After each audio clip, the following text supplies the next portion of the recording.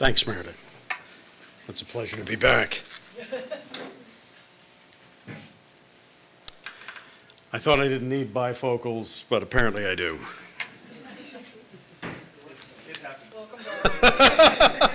Welcome aboard. Well, it's hard to say with absolute certainty exactly what Florida looked like on the eve of Spanish contact in the early 1500s, but we can make a series of educated guesses based on changes that we know have taken place over the past several centuries. Today, I want to comment on 4 different aspects of Florida landscapes of 500 years ago: people, ecosystems, water, especially rain, and exotic species. Well, first, people. It's not entirely clear how many Native Americans occupied Florida on the eve of European contact. There's some archaeological evidence of native occupation in the early 1500s, but the Indians left us no census. Even the documented attempts of 16th century priests to count noses are fraught with difficulty because Native Americans began succumbing to European diseases shortly after contact.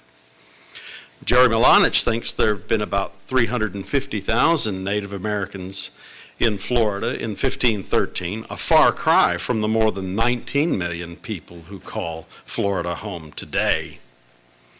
Well, 16th century Native Americans were far fewer in number than Floridians of today, and they had far less sophisticated tools with which to alter the landscape. That said, La Florida was not a pristine environment even in 1513. Perhaps the most visible manifestation of this fact is that many coastal Indians often built mounds, consisting mostly of shells, dirt, maybe some bones, mostly for ceremonial purposes. Although there are several surviving mounds, colonial residents undoubtedly found many more because early 20th century road builders often used mounds and the shells in them for roadbed material. In addition, many Native Americans also set fire to the landscape, which favored fire-tolerant plants over species that cannot cope with fire. The overall impact of Indian set fires is difficult to distinguish from many lightning-generated fires. After all, Florida is the lightning capital of the U.S. More on fire in a bit. Well, next, why don't I deal with ecosystems? According to geographer Michael Williams, quote, "Other than the creation of cities, possibly the greatest single factor in the evolution of the American landscape has been the clearing of the forests that covered nearly half the country." Williams adds that the area originally occupied by the forest and the changes wrought by its removal play a large role in the evolution of the visual landscape and the geographical organization of the country, end quote. Another forest historian claims that 27 million of Florida's 35 million acres of land were forested when the Spanish first arrived in the 1500s. Today, roughly 17 million acres of Florida are forested. So we now have 10 million fewer acres of forest than we did 500 years ago. Well, furthermore, the nature of the remaining forest has changed. To begin with, many of the trees the 16th century Spanish encountered were much older, slower growing, and bigger than the trees we see today. This is a photograph many decades ago of the Senator, a gigantic 3,500-year-old tree in Seminole County that somebody set fire to in the last year or so. But this was typical of the kinds of vegetation that prevailed in much of Florida in the 1500s. Well, there's relatively little old growth forest left in Florida. Timber harvesters cut most of these huge trees during the first half of the 20th century. Indeed, most of what we see today is second or third or fourth generation trees, or houses, croplands, citrus groves, pasture land, and plantation forests like this, with uniform rows of fast-growing slash pine trees. Furthermore, most observers agree that 500 years ago, North Florida likely featured much more longleaf pine forest than today.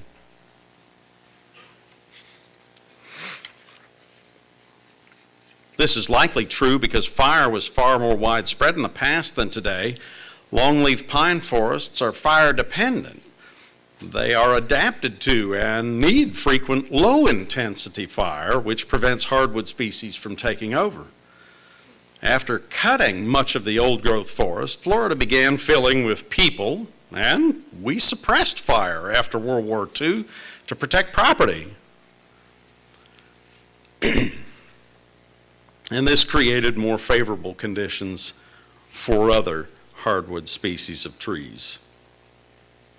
Meanwhile, 16th century Spaniards also probably saw many more acres of Florida scrub habitat. Got a little out of order. I suppose that's why we engaged in fire suppression. We don't want this to happen. The Florida scrub habitat. What is scrub? The Archbold Biological Station puts it this way, quote, "Sorry the habitat name is not more inspiring. If Florida habitats could be named all over again, maybe scrub could be the Florida dwarf forest, or the Florida elfin woods, or the Florida pygmy oak woodlands. Alas, it is too late now to choose a new pretty name. Florida scrub is the original name, the tough name, the name that makes no promises. Maybe it's an appropriate and meaningful name after all," end quote. Well, Florida's scrub landscapes are, or were, sprinkled around the peninsula, and they come in a variety of forms. Generally, scrub ecosystems dominated many of Florida's barrier islands, and inland it was prevalent on ancient but elevated north-south ridges portrayed in this map that used to be islands long before the rest of Florida's most recent emergence from the sea. Moreover, much of Ocala National Forest is scrub habitat. Although scrub never covered a large percentage of the state, it used to be more plentiful, and even now it houses several endangered species of animals, including the friendly Florida scrub jay and the venerable gopher tortoise. Threatened by citrus and urban development since World War II, for example, 85% of the scrub habitat on the Lake Wales Ridge is now converted to farms or urban development. But despite these threats, scientists and conservationists have teamed to help preserve some of this rapidly disappearing landscape. Well, finally, in terms of ecosystems, 16th century Spanish soldiers, settlers, and priests undoubtedly encountered far more wetlands than we have today. Despite years of dredging, drainage, and degradation, Florida still has 11.4 million acres of wetlands, more than any other state except Alaska. Officials with the U.S. Fish and Wildlife Service estimate that Florida had just over 20 million acres of wetlands in 1776. Indeed, if one adds the area of Florida's lakes and former wetlands, in 1513, roughly 61% of the state had at least periodically some water on its surface. 61% of the state. Florida has many different types of wetlands, all of which were undoubtedly more plentiful 500 years ago than they are today. Cypress swamps, for example, used to feature large numbers of huge trees, such as the senator, which we saw earlier. Florida still has many cypress swamps, but except for the corkscrew swamp in southwest Florida, most of the older, bigger trees have been harvested. Well, of course, millions of acres of freshwater marshes, including huge chunks of the Everglades, have been converted to farms and urban development. These images sort of portray what the Everglades probably, their extent probably as late as the 1850s relative to contemporary times, and you can see the agricultural area dominating the area below Lake Okeechobee today, as well as the expansion of the urban area from the southeast coast inland. Of course, that's what a significant chunk of the Glades probably used to look like, and what part of it still looks like even today. And if you focus carefully on this area below Lake Okeechobee, this checkerboard square area is the Everglades agricultural area, where they produce a significant chunk of the nation's sugar and other crops. Of course, zooming in just a little bit closer, you can see this nice image, and I didn't have anything to do with taking it, but this beautiful image of the lake in the background and the agricultural fields that have replaced the sawgrass in the foreground.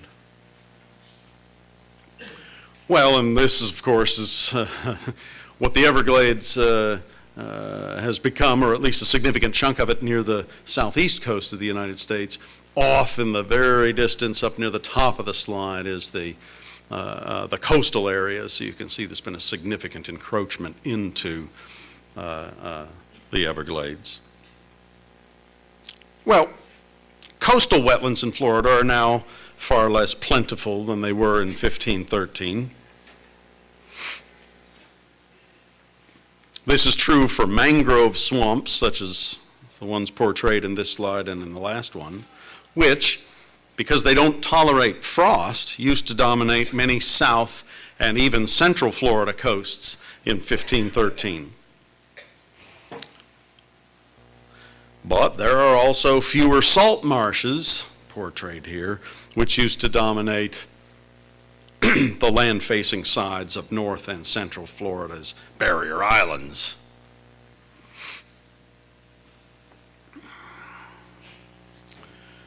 Of course, this is probably representative of what you might have found in terms of salt marshes that were relatively undeveloped in the 1500s. And of course, a lot of them have been converted to this, places where we live. Well, enough of ecosystems. What about water, rain? We've talked about wetlands being more prevalent. Several weather and climate scholars agree that what is now urban Florida probably received more rain in 1513 than it does today, due in large measure to the loss of so many local wetlands, which is what we've just been talking about. Before urban places emerged on the Florida landscape, there were far more wetlands, which meant there was more surface water to evaporate. And more evaporation from the landscape meant more water vapor in the sky to condense back into little droplets that ultimately return to the surface as rain. One group of scholars claims that South Florida's expanding population and agricultural operations have reduced rainfall by as much as 12% over the past century. I know, it's true.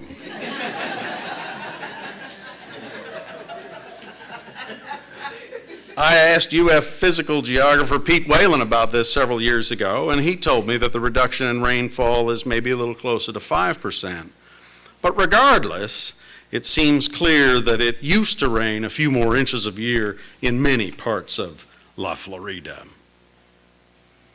Well, what about the different species of plants and animals? How different was that? As part of the Columbian Exchange, where Europeans brought new plants, animals, and diseases, which were alluded to earlier, to North and South America, in exchange for some of the New World's plants, animals, and diseases, Early 16th century Spaniards found a Florida landscape that did not have many of the animals contemporary Floridians now take for granted. According to James J. Miller, quote, "The mammalian fauna of North America before European contact was significantly different from that of the Old World. Not only were wild species fewer in number and smaller than their European counterparts, but there were also few domesticated animals. No beasts of burden served the American natives. There were no animals tended for milk or fur, and the only domestic food animals were a small variety of dog and the turkey, neither of which had a great impact on the landscape outside the limits of settlements. As a result, there were no artificially maintained pastures, although naturally occurring grasslands and savannas did occur. Although there were cultivated and abandoned fields of corn, the American landscape first viewed by Europeans had not been transformed to support animal herds. Well, Spaniards introduced many animal species, such as sheep and chickens and goats. They also brought horses, as well as cattle, which later Native Americans ultimately embraced. Well, they also brought about pigs, as was mentioned earlier. Pigs were especially important because they were completely self-sufficient and they were prolific multipliers. That was a good combination in what appeared to be a resource-scarce land. And of course, multiplied, they've done. And now they're all over not just Florida, but a significant chunk of the Southeast. And we might say, well, maybe that's a good thing. Well, it depends on your perspective. Where does this come from? Well, there's the culprit in action. They're self-sufficient, all right, but they're pretty good at tearing up the landscape and finding what it is they need to eat to survive. Well, James J. Miller notes that rats and mice were introduced as well. According to Miller, quote, "There is no direct record of the associated insects, animal parasites, and weeds that were inadvertently introduced during the period of exploration and conquest. But it's likely that scores and perhaps hundreds of such species were well established in Florida by the end of the 16th century as the pace of introduction and change began to increase dramatically after 1560. Of course, the damage can be pretty widespread. Well, these guys, the alligators, were likely more plentiful in 1513. But today, these beasts compete with certain species of snakes. Suffice it to say, we now have a host of animals that early 16th century Floridians did not know. Indeed, Florida had no citrus trees in 1513. Today, as you know, we have several 100,000 acres of citrus groves blanketing much of the state. Nor did Florida have a host of other more recent arrivals, such as the Old World climbing fern, or perhaps kudzu, a little more common in this part of the state. Or back down in South Florida, melaleuca trees, which crowd out many other species. Well, in conclusion, Florida is now a vastly different place than it was in 1513. Thanks so much for your attention.